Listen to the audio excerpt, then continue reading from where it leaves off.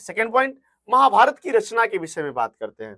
देखिए इसमें बहुत सारी कंफ्यूजन है, कोई देखने तो गया नहीं था कि इसकी रचना किसने की है, लेकिन कुछ बातें हैं, कुछ कहानियां हैं, उनको हम लोग समझने का जरूर प्रयास करते हैं। देखिए इतिहासकारों का मानना है कि यह वेद व्यास द्वारा लिखा गया था, लेकिन अधिकांश इतिहासकारों का यह मानना है कि यह कई लेखकों की रचना हो सकती है। ठीक है ना। महाभारत का पुराना नाम जय संहिता था।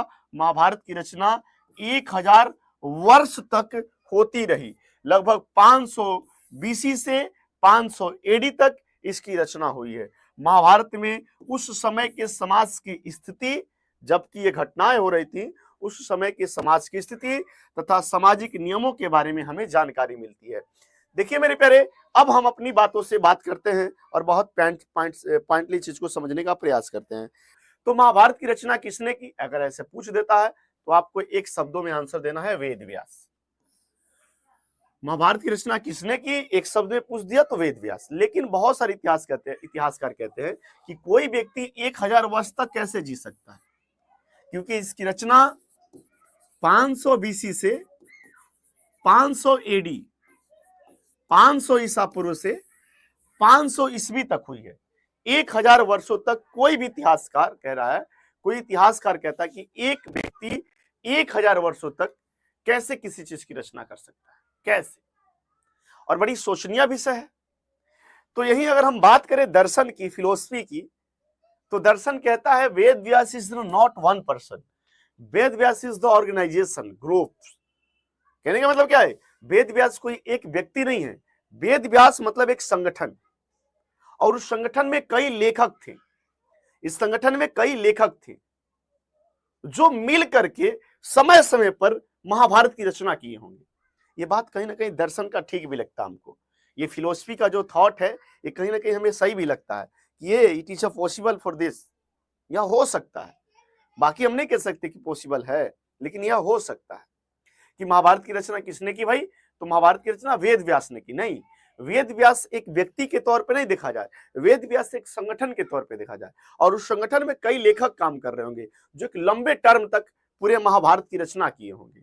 ये बात दार्शनिक यानी दार्शनिक विचार है, दर्शन इस चीज को मानता है। दर्शन नहीं मानता कि केवल वेद व्यास ने रचना की थी, और बहुत इतिहासकार भी मानते हैं कि कई लेखकों ने मिलकर रचना की थी, क्योंकि कोई भी व्यक्ति तार्किक तौर पर अगर समझा जाए तो 1000 वर्ष तक किसी चीज की रचना नहीं कर सकता है, इतना लंबे टर्म तक नहीं जी सकता है। तो ये तार्किकता की बात हो गई, बाकी तो आप लोग समझ ही रहे हैं, कोई दिक्कत की बात नहीं होती है।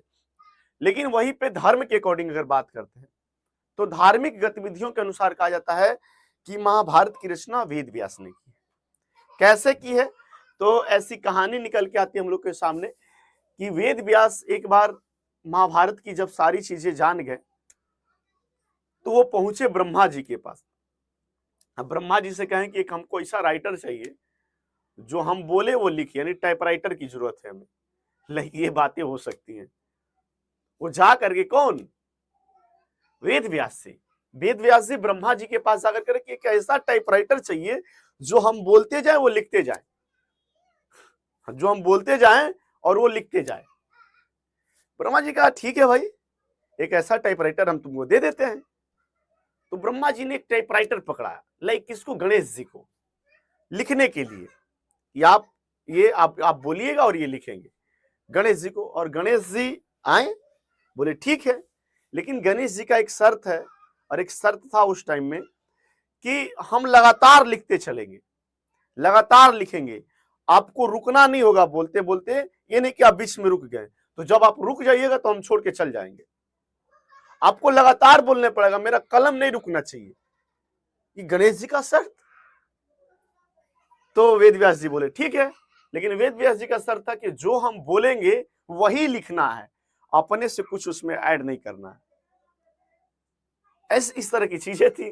अब सुने कहानियों में मिलता हम लोग को कि गणेश जी लिख रहे थे, लिखते लिखते मतलब उनका पेन टूट गया, तो लाइक वो अपना दांत तोड़ दिए और उससे लिखना शुरू कर दिए थे। ऐसी चीजें निकल के आती हैं। और वहां पे ये कि जहां पे ये महाभारत की रचना हो रही थी वो था उत्तराखंड का एक कोई गांव था, मांदा गांव, जो भारत का प्रथम गांव के तौर पे जानते हैं, जहां महाभारत की रचना हुई। वहां सरस्वती नदी की तेज धारा थी, आवाज हो रही थी। तो वहीं पे वेद व्यास श्राप दे दिया सरस्वती नदी को कि तुम यहीं से भूमिगत हो जाओ। ऐसा लोग कहते हैं कि वहीं पे नदी भूमिगत हो गई है। इस तरह की घटनाएं आती है। तो महाभारत की रचना के पीछे में आपके धार्मिक कॉन्सेप्ट ये होते हैं, आप बात समझ सकते हैं, कोई दिक्कत की बात नहीं होती है। अब बात समझ गए कि महाभारत की रचना इन लोगों ने की थी, लेकिन फिलोसफी के अकॉर्डिंग आप बात समझ गए, बाकी जो भी कॉन्सेप्ट था अपने नॉलेज और तार्किक विचार के अकॉर्डिंग बात समझ गए। हर तरीके से कॉन्सेप्ट को समझने का प्रयास करना चाहिए, बाकी कुछ नहीं है मेरे प्यारे, वो लोग बहुत प्यार से समझना है। ये चैप्टर इतनी आसान नहीं, बोले नॉलेज से भरा हुआ चैप्टर है।